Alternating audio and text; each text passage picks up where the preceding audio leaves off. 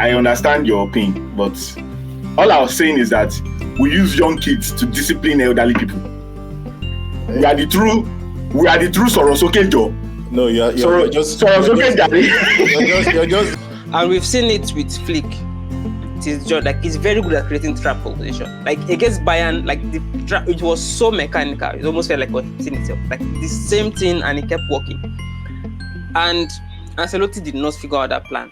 Like there's a reason why it's an EPL and it's a league game. It's over a long time of period, so you can never write this the team off over this. I mean, based off of this thing, considering that there are injuries. I don't even the last time Man United played well. I've not watched a game Man United maybe the past year, and I'll be like, oh yes, United deserve to win that game. Anything Man U now these days, leaking roof, it follows them. Honestly, it follows them. Who would have believed the leaking roof? Maybe they should do a rematch with Usman, and that is if Usman is willing to take that fight. If you know someone already has children with Bow Wow and Future, why is that the person that you feel is the right person to have your own child? The girl is fine, Sha. Of course, the girl fine. I mean, the girl is very fine. I swear. No, the girl is very fine. I swear, I have nothing against that girl. You like bikini? You say you know your baby listens to this podcast. Of course, I know she listens now. All I was saying is that we use young kids to discipline elderly people. We are the true Sorosoke Joe. No, you're just a bunch of disrespectful kids. Barca is the true Sorosoke Jare. It got to a point in that game, what Pedri and Lamine Yamal, two of them, what they were doing, it felt like they were testing Madrid. Hey, okay, show your true color. Show me what you can. Show me what you can do. Elemeje, I wanted Elemeje to be here, and Elemeje already agrees with us. He agrees with us, Sha. But I wanted to make a conversation around the difference between a manager that knows what he wants to do and a manager that is just dilly-dallying. Now, it's not because the Flick is even winning that is even the conversation. Is that from the onset of Flick as a manager, everyone, when you see the game, you know what Flick is trying to do every time, both in attack and in defense. You know how he's positioning his player. You know that he wants runners from midfield. All the things that Flick wants to do, you can kind of see it from the onset of his managing the team. But we are good like that. I said it yesterday after the game that coaching matters a lot now. Even after that Bayern game, you can see that coaching matters a lot in football. That's not news at all. Because what's making it scary is for our league to be using those young players. Like suddenly, Marc Casado looks like, you know what, bring it on. I'm good enough to play in any midfield against anybody. So I want to even bring up one point. Anytime Barcelona in the last maybe 3 years, anytime Pedri does not play and we complain as Barcelona fans, everybody will tell us, now only him. Maybe you have other players. I hope that with these popular games, people have been able to see how creatively and tactically important Pedri as a player is to Barcelona's setup, regardless of whatever formation we are playing. How much flows through him, even when he plays as a 6, even when he plays a bit higher up front, maybe when De Jong comes in and he goes up front, or when he steps back and Femi Lopez is up front. Everything about how we play, how much difference you can observe in our team when Pedri is not available. It is too night and day. Like it's too different. The contrast is too stark. That guy, the way he played yesterday and against Bayern, I'm going to praise Marc Casado maybe towards the end of the pod, but Pedri, I think, he's currently he should be in shout for probably top 3 best midfielders in the whole world right now, with what he has been playing for the last 3 years. The only problem is he gets injured a lot. Hopefully he's able to stay on the pitch throughout this season and then finish this incredible run he's on. But other than the injury problems, his technicality ability to the passes he can make, ability to dribble from the midfield, able to drive the ball forward, able to recovery tackles, short accuracy. All you are going to be asking for a midfielder, Pedri has it. It's the On About Nothing podcast. And before we let Bolish go on his Barcelona rant, even the person is supposed to rant at has decided, you know what? I'll probably just run away today. Rant is for the whole world. Decided. Element has decided I'd rather just run away today. But I think on the matter of the Clasico, we can just go on like that because I saw someone's tweet yesterday where the person was like, "Oh, Ancelotti this, Ancelotti that." I'm not going to sit on this podcast and say Ancelotti is a fraud for one game. That's wrong. He won the Champions League last year. Champions League, 4-time Champions League winner. Like, we can talk about it as much as you want. Do you get? But as soon as the first chance was turned, Mbappe's goal was turned away for offside, and rightfully so, I don't think everyone saw, oh, this is Barcelona's plan with the high line. We saw it on Wednesday, or was it on Tuesday in the Champions League? And for some reason, Ancelotti just decided we'll just do what we do. We'll show up and we'll run through them. And if we don't run through them, we'll go home. Really. And I think to an extent, that speaks to Ancelotti, why he's known for winning Champions League and not winning league titles. Because a lot of Ancelotti's positives is, I can get the best out of this set of players. I can come into a dressing room, big up morale, allow players to do what they can do. So a lot of tactical people call it relationist football. His entire plan is relationship between players. We saw what Benzema and Vinicius was doing, and to an extent you've seen that he has tried to let Vinicius and Mbappe figure things out themselves. The problem with being that kind of manager is that if you come up against a better tactician, they will outcoach you. And sometimes you can beat them in Champions League, but something like this can happen, whereby a coach will just create this trap for you and you are in trouble. And we've seen it with Flick. It is just he's very good at creating trap position. Against Bayern, it was so mechanical. It almost felt like it was repeating itself.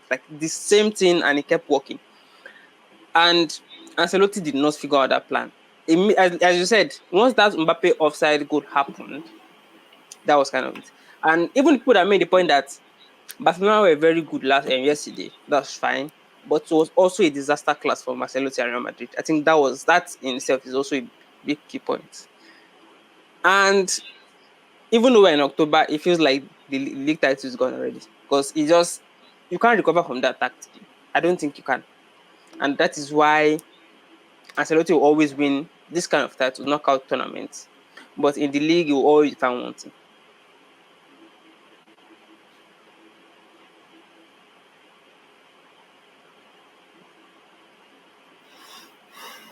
Moderator is not here.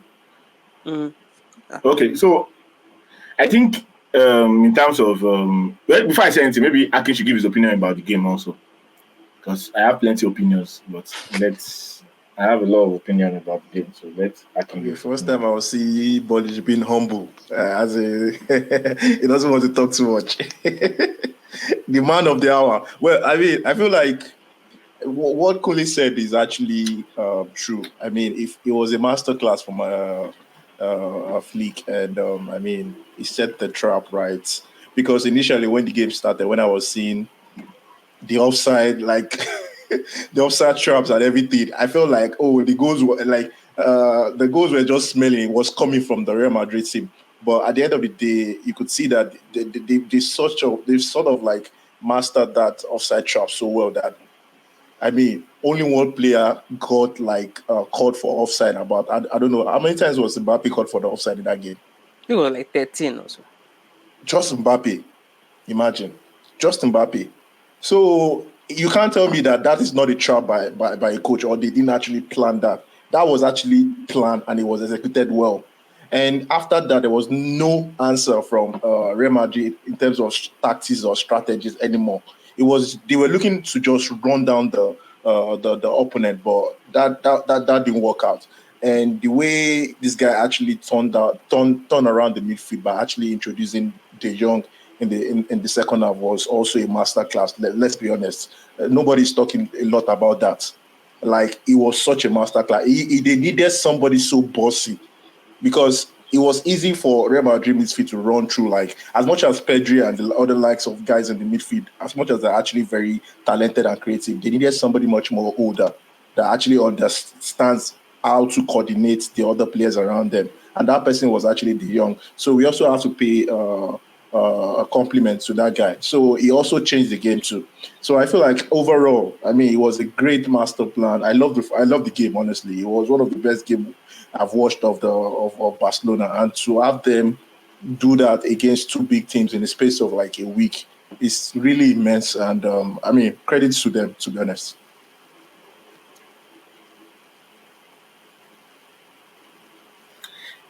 So I agree with your point that bringing in Frankie De Jong was very important to how the game changed in the second half, because you had a situation whereby Barcelona could barely retain possession and they were being bombarded, and then Frankie De Jong came in, and then Fermin Lopez was putting on a decent shift in terms of marking or pressing the ball.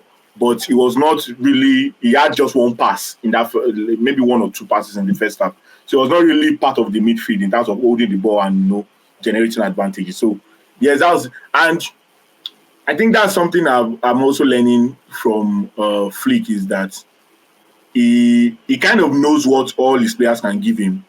I don't know, some coaches are maybe this is honeymoon days anyways, but he knows what his players can give him, and he's able to insert players to do the things that he wants exactly.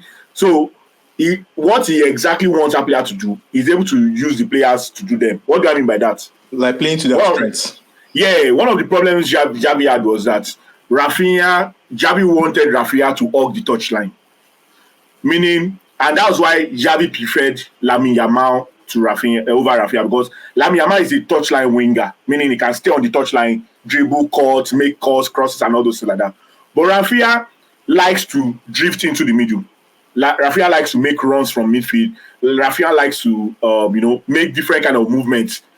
So Xavi was not able to utilize Rafinha properly in terms of, okay, this is what this guy likes to do. Let me maybe make some plays or some sets that will use him to his advantage.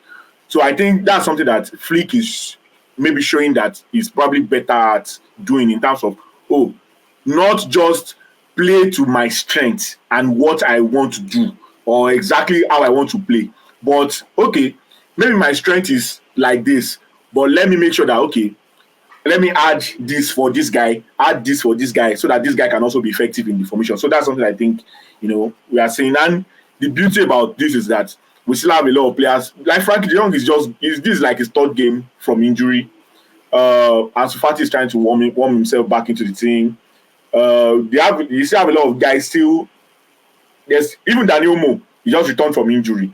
So we have like a lot of this is not the best for the squad. There's still a lot of improvement. Araujo has been out all through the season, and Araujo is our best defender. So you have like a lot of opportunity. Even Ter Stegen is out, though Ter Stegen is out for the season anyways. But you have a lot of opportunity for improvement in different portions of the team as we go on in the season. So that's why it's even more encouraging and more positive, because if you have this kind of performances, and it's not just Bayern and it's not just Bayern and Real Madrid. It's the game against Sevilla. It's the game against Villarreal.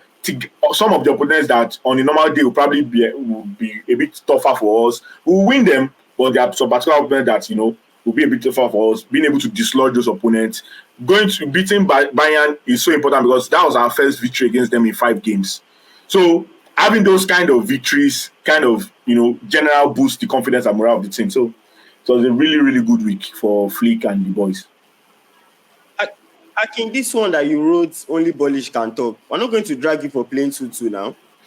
You played 2-2, no, you didn't lose now. So now that's the part that I was going to mention. I'm going to sit confidently and talk about. One expect we should be winning that game, first of all, to be honest. Because if you look at the setup of even Liverpool, it's not like they were that convincing, or not until the second half. Even the second half, I feel like if Arsenal actually played their best, they could have still like salvaged a win from that. But I mean, despite that, I mean, or due to maybe the injuries and having to replace Timber and also Gabriel. I mean, it's a lot of change and happening at the backside or back end of the team. I mean, it's one of those delicate places to actually change and make changes generally or make substitutions, especially if they've not been able to play together for a while. So, and that's what happened there. I mean, the guy that was replaced, Lewis Kelly, was. He's a young player, so he's susceptible to like mistakes, and also Gabriel Martinelli losing that ball in the opponent's half. So you can actually attribute a lot of fault, and by these players. Kiwo. So I mean, I don't know. the game is just not something that I want to analyze. Is that the league title gone? Like I said, it's still 9 games.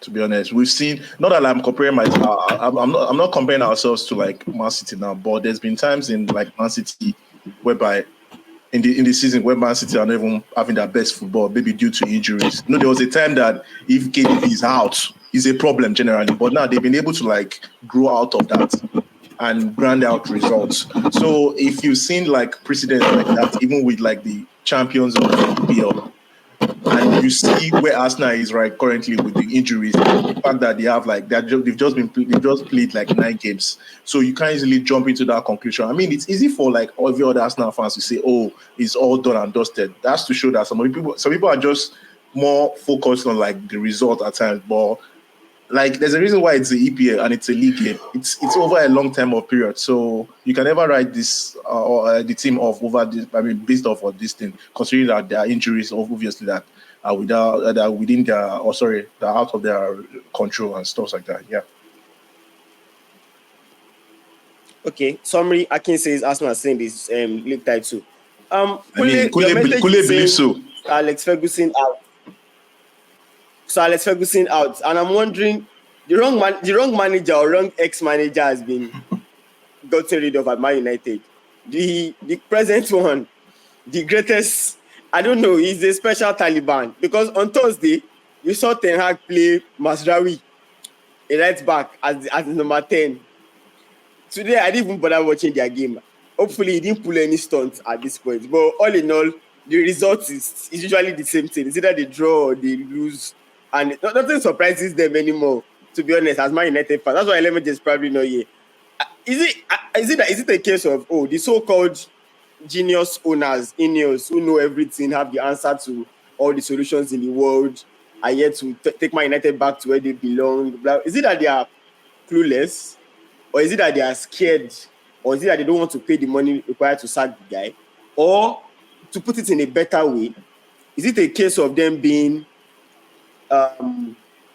we went on this ill-fated review that took weeks at the end of last season, and we decided that, we're going to stick with the manager that we had. Now, if we sack him, it's going to look like we're clueless from the onset. I mean, initially, even with that review, my thinking with that review was that they thought to themselves, okay, he won the FA Cup at the end of last season. It's taking us to the Europa League. Maybe we say have a review, we say we're keeping him, and then by December we'll bin him. I feel like a lot probably rested on maybe then get it to or something. And the moment that happened now, they're like, oh no, what are we going to do? It seems like they don't have a plan.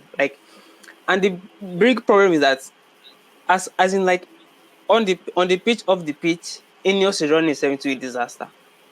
That's one of the reasons why I have Sir Alex Ferguson out, because 2 weeks ago, they were like, oh yeah, you're getting rid of Ferguson from his honorary position.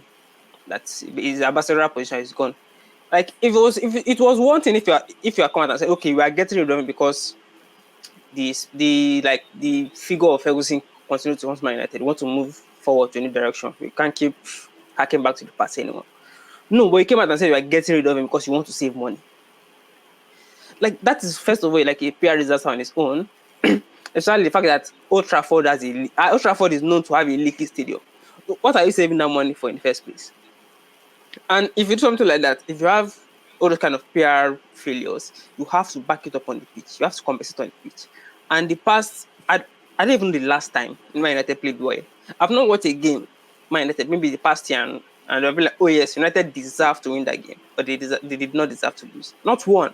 And every week, every press conference, they are comes out and say the same thing. Oh, we're unlucky. Is that we were unlucky today? They had injuries, or he won 2 trophies last season, or he combines all of them. Just be like, we were unlucky, there was injuries, but all in all, maybe I won 2 trophies for you in the last 2 seasons. Hello for Combale. We are going to continue doing it. And the same thing again. I find there was a bad decision that happened in this game against West Ham, and there were missed chances. But so many times, and the question still remains the same. What are Manchester United? What do they want to do with the ball? What do they want to do on the pitch? What do they want to do? On Thursday, Mazraoui was number 10. He said the reason why he started Mazraoui on that game was because he did not want too many attacking players. They don't put him in number 10.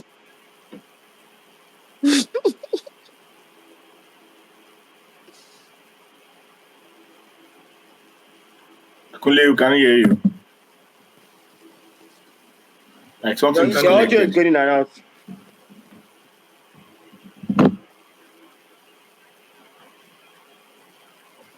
I think his audio is disconnected.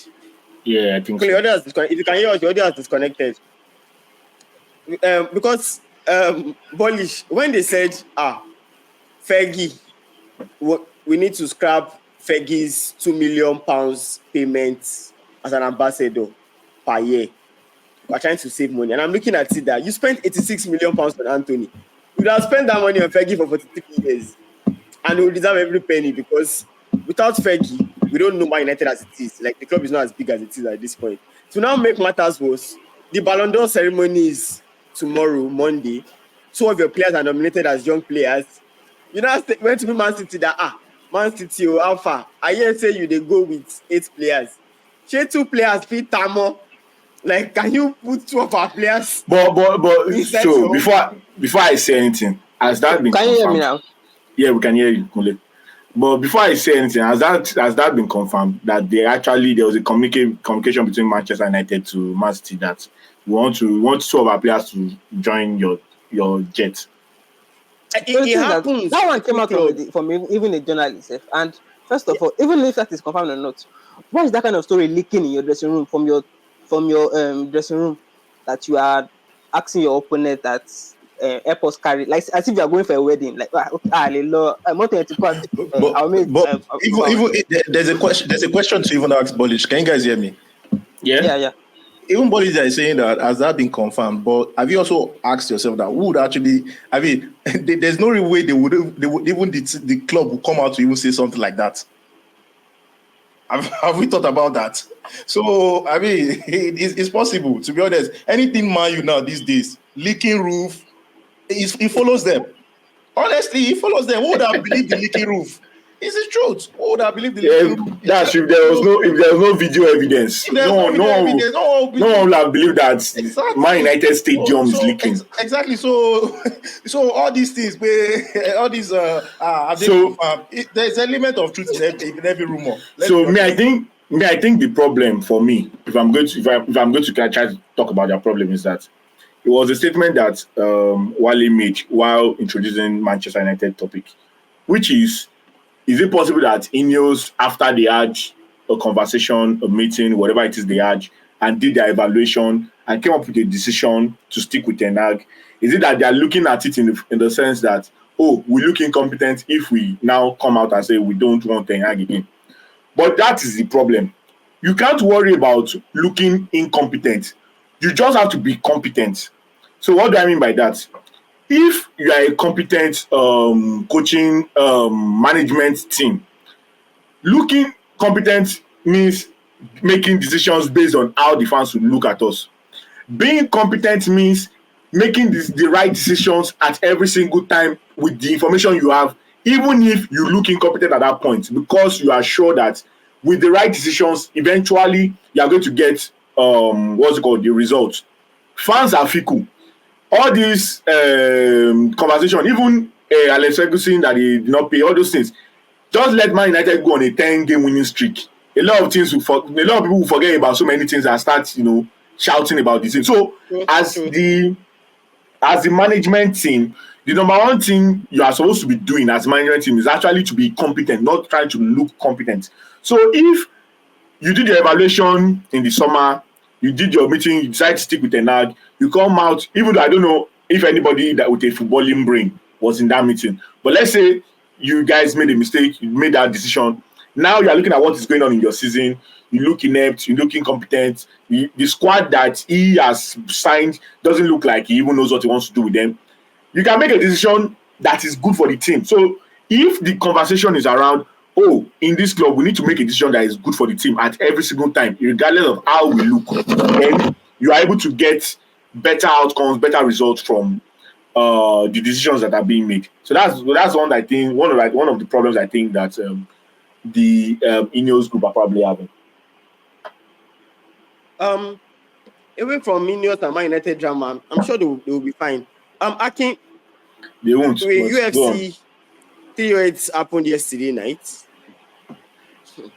and I'm here thinking that for how long will what's his name, Dana White, continue to push his best pal Robert Whittaker into all these fights that he doesn't deserve? Like, how long is this going to continue? No, it's not a fact that that's unfair to say now. Come on. You guys is going to continue to push him. Like, so there are two things I understand about the situation. And a lot of people have actually been saying that, so let's be honest, like, oh, how do I put this so that it doesn't feel like I'm actually... So now, for what is what, Robert Whittaker is a very great fighter. He's one of those few fighters in that division that has shown some level of consistency. Like, even when at times it doesn't feel like it, but you still have to give him that shot. And there's a reason why. Now, ever since his loss to Israel Adesanya, when Israel Adesanya actually took the belt from him, go and check the win rates. I'm pretty sure his loss up until like yesterday was just maybe about 2 or 3. And he has had like... I don't want to interrupt you, but when was his last win? His last win? Because Whittaker hasn't won any major fights in a while. No. He fought. What's it called? I don't have the name in my the numbers in my head right now. But I don't want us to feel like they patronizing him just so he can actually fight. He's still now in that division. Mention any other fighter that can actually fight that's at his level or that is worthy of a fight against Chimaev or Khamzat. So I'm not saying that there are other fighters that are worthy of his level. What I'm saying is, after the loss to Israel, then when Israel lost his bouts, the last 2 fights Whittaker has had, which he has lost, were championship bouts that... No. So I'm looking at. Look at it. He has ever since his loss to Israel Adesanya. Yeah, I'm pretty sure he has only lost like 3 fights. So I'm looking at it right now. He won Paulo Costa. He won Ikram Alisekrov. So those guys are the last 2. Those guys are winch in that division. The division is just so crazy because a lot of people it's just that one division whereby anybody is able to beat anybody. You need to understand that fact first. 185 weight class is no jokes. Let's be honest, it's no jokes. There's a reason why. There are 2 reasons why this guy actually will move up that division. I will explain something to you now, and it's not a conspiracy. Now, Pereira needed something to actually get him going to be this popular that he is right now. And one of them is that he realizes that they're going to create a whole lot of like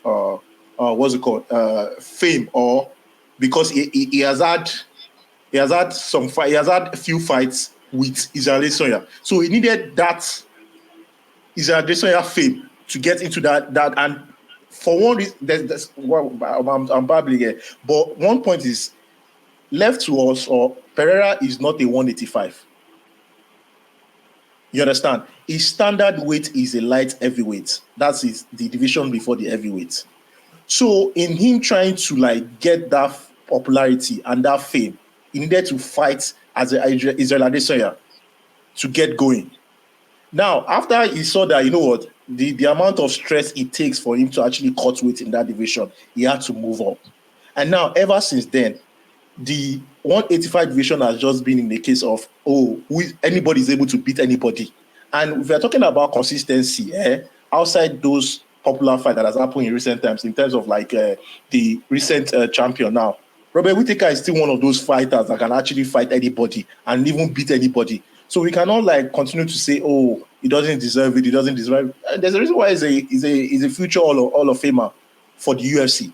So if he still has strength to fight, if he's still fit to fight, I don't see any reason why anyone should excuse him.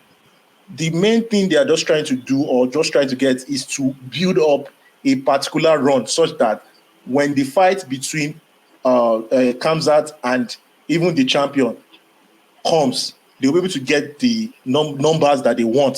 So that's what they're trying to do. They're just trying to build that popularity around next fights. So please let's not disrespect Robert Whittaker. Please, I don't think it's about disrespect. What I'm saying is I'm trying to look for the fight now. I can't remember the last championship bout he had after Israel. Oh, sorry. I think I've mixed the name up. I'm not talking about Robert Whittaker. I'm talking about what's the name of this other guy. This guy that lost to Israel too. This white dude that is a Trump supporter. Oh, okay. I know the guy you're talking about, but sorry, the guy is servant of his fight. For the I'm not. I made the mistake. Sorry, Whittaker is like not the opportunity. I'm talking. What came to my head when I said not deserving of the fight was. I'm trying to remember his name now. He's this avid Trump guy that insults LeBron at every opportunity he gets. So for Whittaker yesterday, or should I say this morning, Aki, was it a case of as much as we're trying to like Khamzat is up and coming and is the guy. Well, but is it are we starting to look at it that maybe it's time, maybe Whittaker is getting to that point whereby he's beginning to lose his step? No, he's just so unlucky now. I mean, look at the person that he's fighting. Khamzat people forget. There's a reason why the rest of the fighters in that division, or even any division at all, is scared to fight him. It even tells them that any weight, anybody in any weight is ready to go, except for the light heavyweight, because he has to gain a lot of weight and all that to move up. You understand? But he says from 185 downwards, he's ready to go. But a lot of fighters are actually scared to fight him because he damages not just your body, it damages you mentally. Like there are certain things that when he beats you, you can't actually recover from it. You can't even come back to the octagon and say you want to fight. He ruins your mental. So that's how built that guy is. You understand? So I think everyone is just being too hard. They forget the opponent that is fighting in the person of Khamzat. So Khamzat is a different type of breed, and people have to respect the other guy as a fighter. I mean, in the fight yesterday, do you know what he did? I mean, he shifted the guy's jaw, like he choked him around his jaw, and his jaw actually popped so that his two front teeth came to the center. Now they just have to do some surgery to the guy now and put some plates so as to rearrange the jaw back to position. That's the person you are fighting. So you guys, those people, if he doesn't submit you, he's going to enjoy. In fact, the damage he's going to do to your body is not worth it. So that's why people don't want to take that fight. They don't want to take that fight because of the possible things you can actually get from it. The only person that has actually taken him the distance and probably just fights him to an extent is probably Usman. You understand? So if there's going to be any refight again, that I think, before he can fight the champion, which I don't think they should do, they should just give him a shot already because he deserves it. Maybe they should do a rematch with Usman. And that is if Usman is willing to take that fight. And it should be at his own discretion, at his own, whatever he chooses, he wants in the agreement. They should just allow him. So because it's one of those fights, the people want to see rematch. I think rematch sells a whole lot more than even new fights and stuff. So for that reason, the only person that can actually take him to that distance again is Usman. But aside that, Khamzat is a very scary dude. No one wants to fight him. It does damage to you, to your body and even your mental. I think, sorry, so to our viewers and listeners out there, I think I made a massive mistake. Yeah, Kofi it's Covington was the guy I was mistaking. It's Kobe Covington. Robert Whittaker for. Away from UFC, Bullish put something on the group the other day when he said Trevon Diggs got a particular Instagram model, celebrity, pregnant again. And I'm like, there's something that we don't understand as, I don't want to use the word ordinary people. Let me use the word civilians. As non-athletes and non-celebrities, in my humble opinion, the way I see it is, all the baddies you see on Instagram, all the Instagram models you see, blah, blah, blah, stuff like that, they are for celebrities and athletes.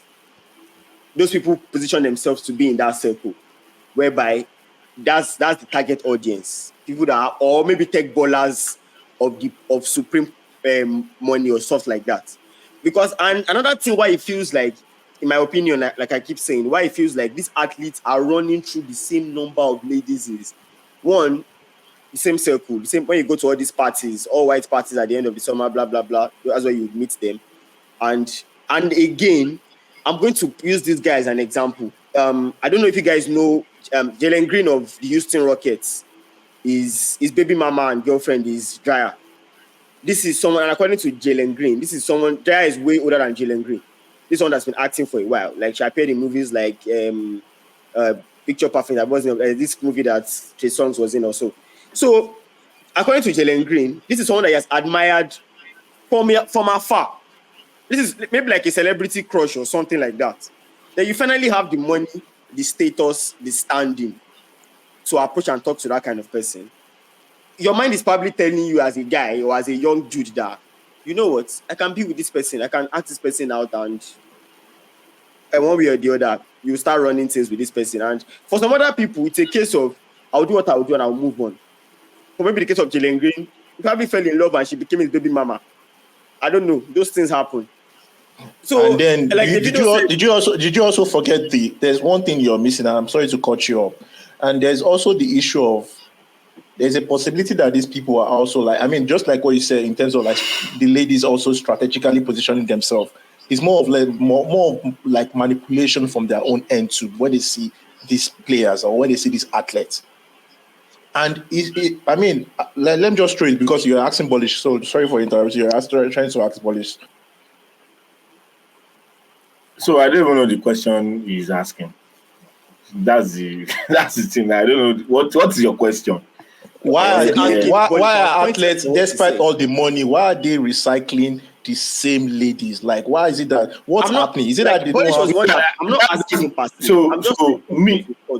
Okay, so I think when I posted what's it called, the link, it was mainly like, I don't have the answer to that question Akin is asking also, but it was just like how I put it, like a shock to, because it's one thing to recycle girls. That one, I don't think that is the question. If people recycle girls, you have the money, the girl is willing, you are willing, it's consensual, whatever it is you do between yourself, that's not a problem. The problem, let me not say the problem, but the wonder now comes in the situation where you are, because once you decide to have a kid with someone, regardless of how you think about it, except the child dies, you both are connected, like till you leave the earth. Then you now want to have a kid. All the people you can decide to have children with, you now choose someone that already has children with Bow Wow and Future. That's the funny part, because it's not just about linking up with someone. Down people do that. Even guys that are not rich, you meet someone, you know someone, they introduce you. You was dating this person before. That one happens. You can't keep track of who's dating who. But when the choice to have children with someone is a bit more. I think in my head, maybe the culture or what I'm thinking of is a bit different from what I'm expecting. But the thought in my head is, if you know someone already has children with Bow Wow and Future, why is that the person that you feel is the right person to have your own child?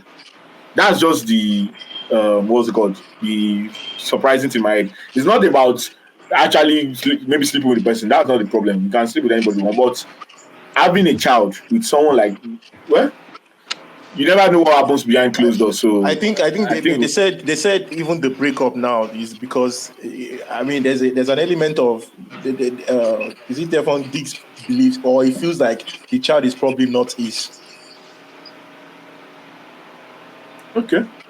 Because it's actually very funny. Very funny situation.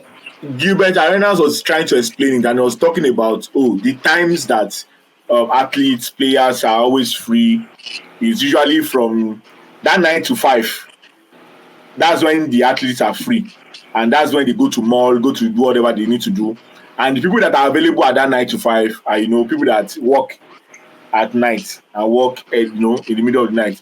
But by 5:30 in the evening till like 10, when normal people are finishing from work and coming out onto the streets and moving and shaking, that's when they have to go for a workout, prepare themselves, blah blah blah blah, until they prepare for their game.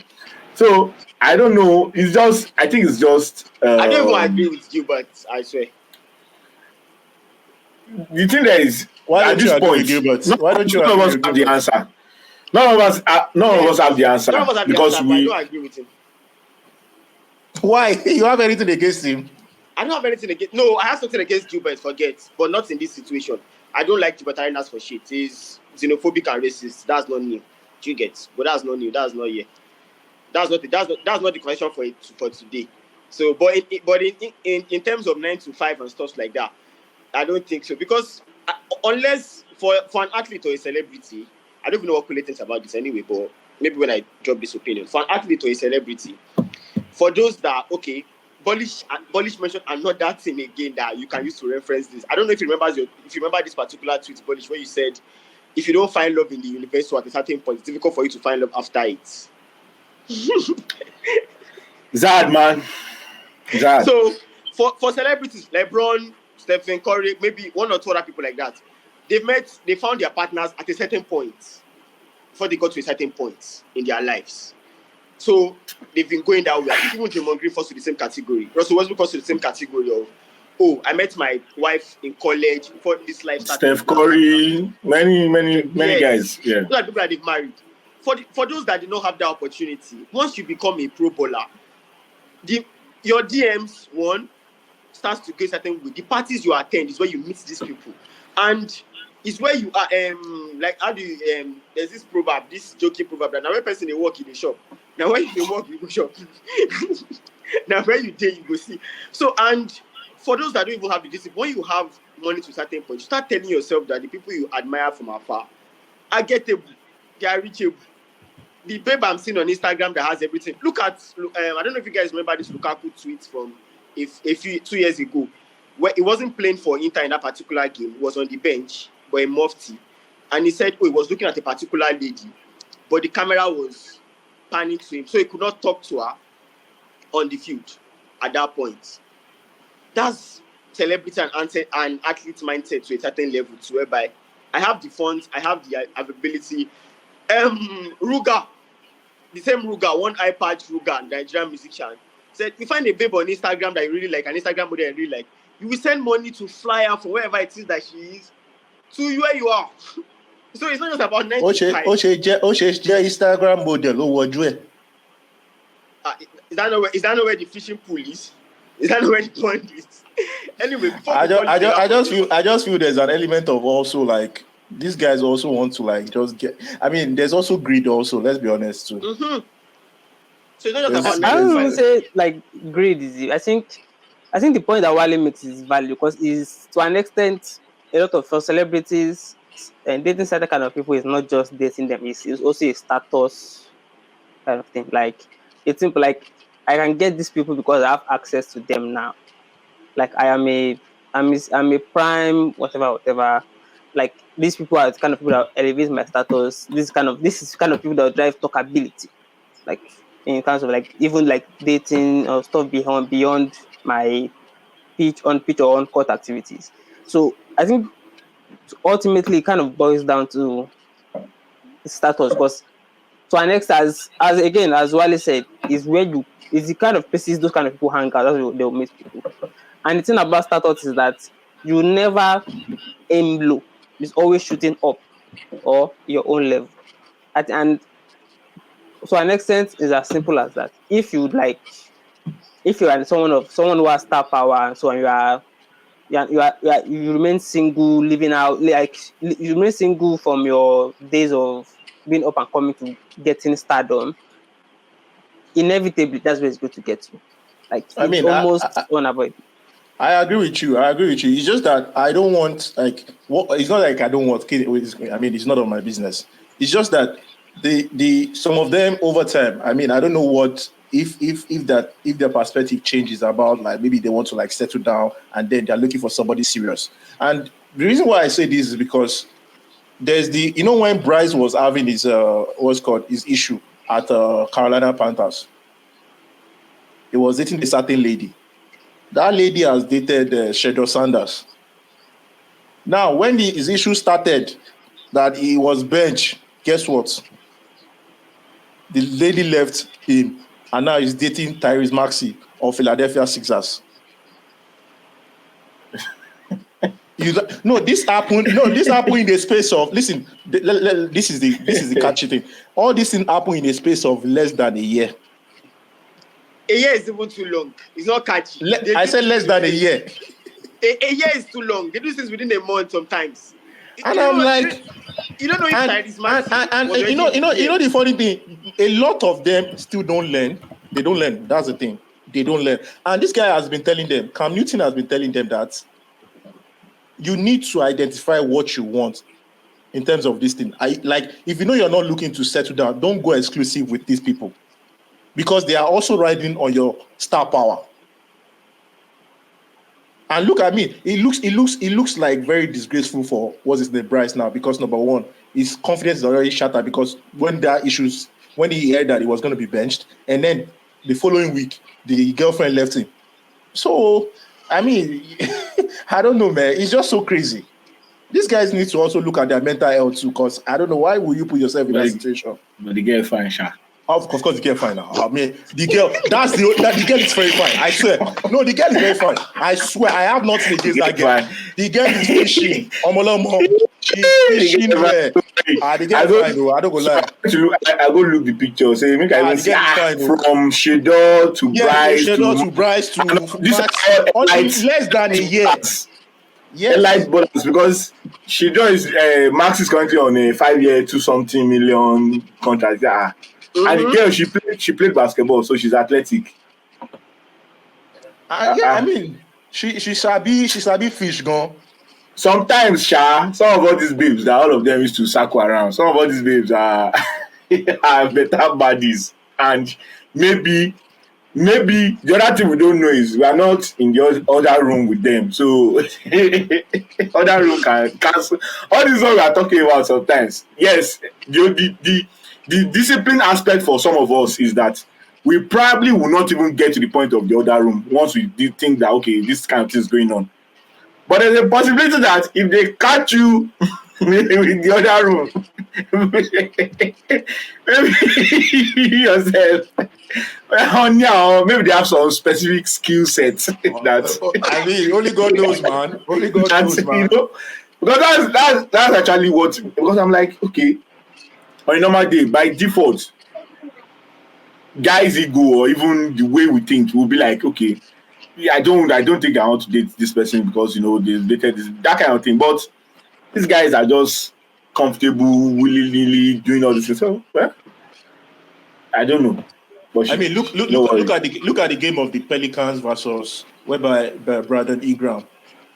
I don't know if you guys saw the conversation where the guy was saying, "I got there first." Like they both have kids with the same woman, and at the end of the game, she's baptized.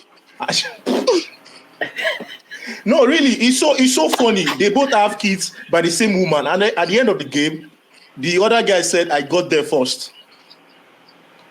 I'm like, what are you guys doing here, Jaco? What is happening? I'm beginning to question what is most important to you guys. Please let us know. She bad. She knows she a 10. She bad.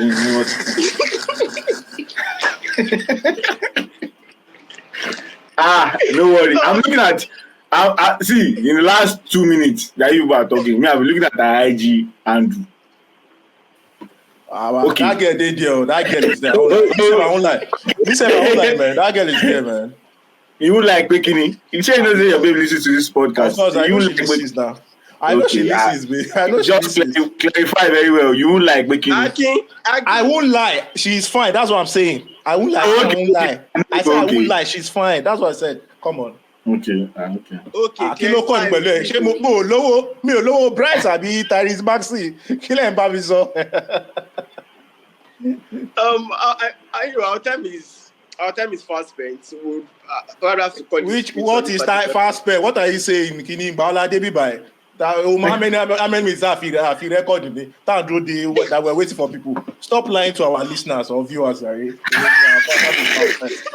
They don't know where we started. And you say our time is fast spent. It's so annoying. Our time is fast spent, guys. Hopefully we'll be here. We'll be here tomorrow for Overreaction Monday. If provided one of us doesn't, I think Bondish was the one that ran away last week. It was probably tired. Last week, immediately the time you messaged me, I think immediately I just logged off work like this. I didn't even know when. I don't know how I got to the bed. I slept off immediately. I don't know why. So, but definitely there's some sweet things going on. You know, Bondish, we know why. We know why you are hood. Eagles just demolished the Cincinnati Bengals, and Detroit. What Detroit is doing is just ridiculous at this point. As in 35 points in first half, I was like, "Ow!" Anyway, they finished the game with 52. 52. Nevertheless, we'll talk about all that tomorrow. Kule, thank you so much for being here. Aki, Bolish, see you guys tomorrow. Yeah, before we go, on behalf of Bright, I would also like to say we cannot sack Ten Hag. That man has a family. He will take his kid to school. He will pay for rent. He will pay for light. He needs a job. You can't sack him. Let's just do that one.